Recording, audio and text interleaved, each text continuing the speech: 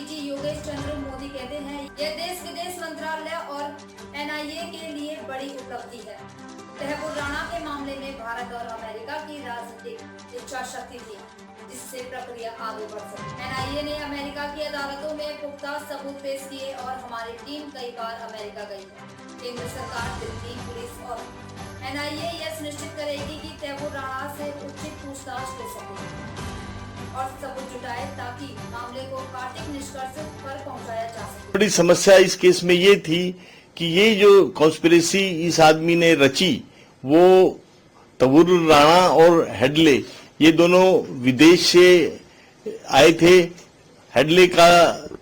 तो कई विजिट्स थी इंडिया में, लेकिन तहबुर राणा की तो सिर्फ एक ही विजिट थी और हमारे लिए full proof evidence, because extradition के मामलों में हमें पहले तो अमेरिकन अथॉरिटीज को कन्विंस करना था और फिर अमेरिकन अथॉरिटीज ने को इन टर्न यूएस की कोर्ट्स को कन्विंस करना था इस आदमी की, तहबुर राणा की एक्स्ट्राडिशन के लिए। तो इसमें रेगुलरली अमेरिकन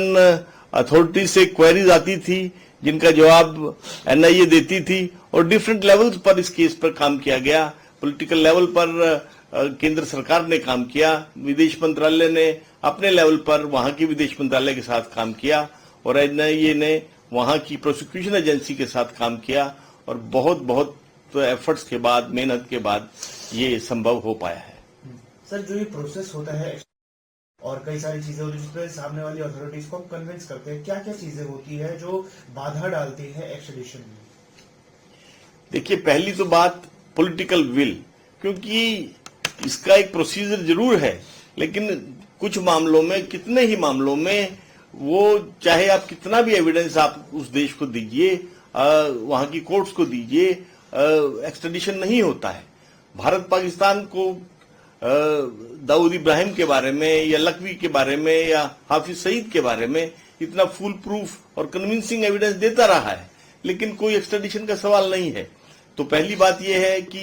तहबुर राणा के मामले में पॉलिटिकल विल भारत की भी थी और अमेरिका की भी पॉलिटिकल विल थी, जिसकी वजह से ये प्रोसेस आगे बढ़ पाया। फिर जो वहां का जुडिशियल प्रोसेस है उसमें सबसे इंपॉर्टेंट चीज ये होती है कि कोई भी जो ऑफेंस होता है वो इंडिया में भी ऑफेंस होना चाहिए और होस्ट कंट्री में भी वो ऑफेंस होना चाहिए और उसके लिए connecting evidence, full proof evidence होना चाहिए, जो नेशनल इन्वेस्टिगेशन एजेंसी की टीम ने बहुत मेहनत करके वहां प्रोवाइड कराया। हमारी टीम ने कई बार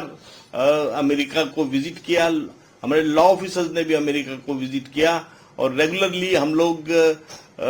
अमेरिकन अथॉरिटीज के टच में थे, तभी ये संभव हो पाया। तो जब तहबुर राणा को भारत तरीके से और पूरे उसकी सिक्योरिटी का यहाँ पर ख्याल रखा जाए, क्योंकि जाहिर सी बात है उस पर हमला होने की कोशिश हो सकती है, और साथ ही साथ ये चीज और है कि जब उसे भारत लाया जाएगा तो इन्वेस्टिगेशन किस रूप में आगे बढ़ेगी? देखिए, हमारे यहाँ full proof security systems available हैं और उसको हथकड़ी लगाई जाती है, नहीं लगाई जाती है, ये एक माइनर इशू है। इस इम्पोर्टेंट चीज ये है कि